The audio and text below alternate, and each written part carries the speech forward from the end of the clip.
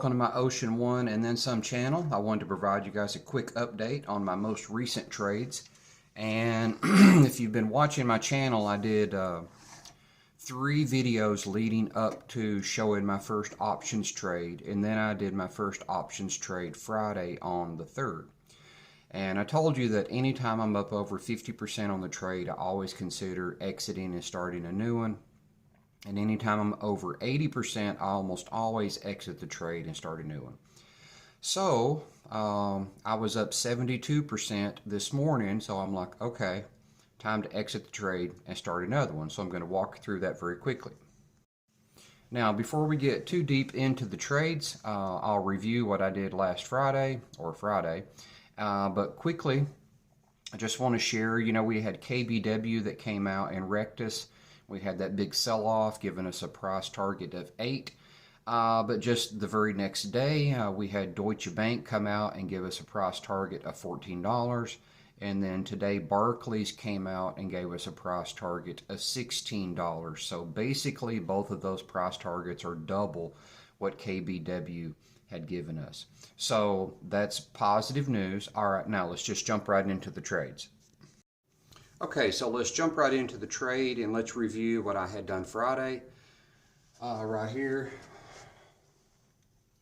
Friday, I bought to open one $14 put. I purchased that. That was as a hedge. I paid $24 for it. Then I sold to open 4 $14.50 puts for January the 10th, which is this Friday, at $45 a piece, which was $180.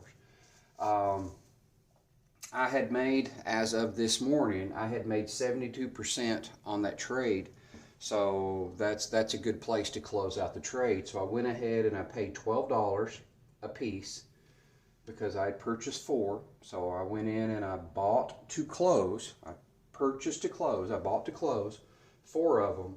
And so that left me with $132, or roughly 72%. I'm a rounder if you want to do the details. So that was roughly 72%. So then I decided that I would just totally leave this. This didn't have enough value to purchase it back, in my opinion. I'll just hold that in case we get a massive sell-off before Friday. I wouldn't expect to be below 14, but you never know, okay? So I'm just going to hold on to that one, even though I think it was worth like maybe $5 or $6. I don't really remember.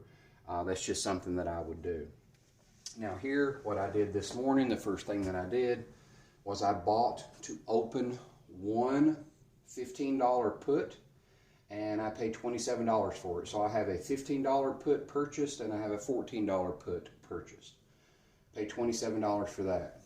And then I didn't have enough money. I wanted to sell 4, but I was just a tiny bit shy on the 4.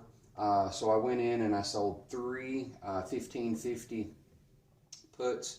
And those were at $55 a piece for a total of $165. So we'll just have to wait and see till this Friday how much of this and that's locked in. So that can't really go anywhere. We'll just have to see how much of this that I get to keep, if any, if I do any more updates. If I'm up, let's just say if I'm up over 50% on this trade tomorrow or Wednesday or Thursday, I will consider closing that out. If I do close it out, I will do a video on that.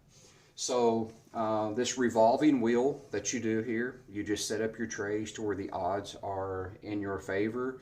Now, you won't always score on this. You will not always win these trades. If we have a big sell-off, that's going to protect me a little bit, but I'm probably going to lose money here. You lose money whenever there's a really big hit to the downside.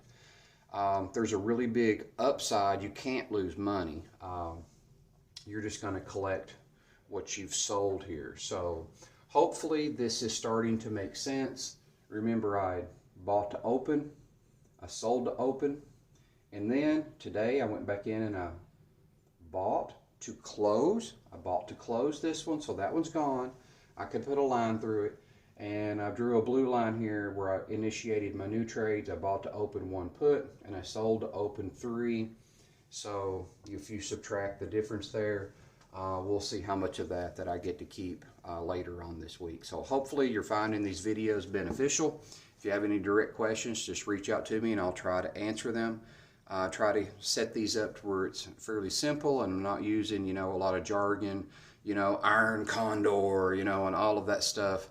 That everything revolves around buying and selling puts and calls. Everything revolves around that. It doesn't matter what you call it, everything revolves around that. So if you just think of this as you're selling insurance and you're purchasing insurance, it's much easier to get your brain wrapped around this. All right, guys, hopefully we have a strong week, and thanks for joining in, and until next time.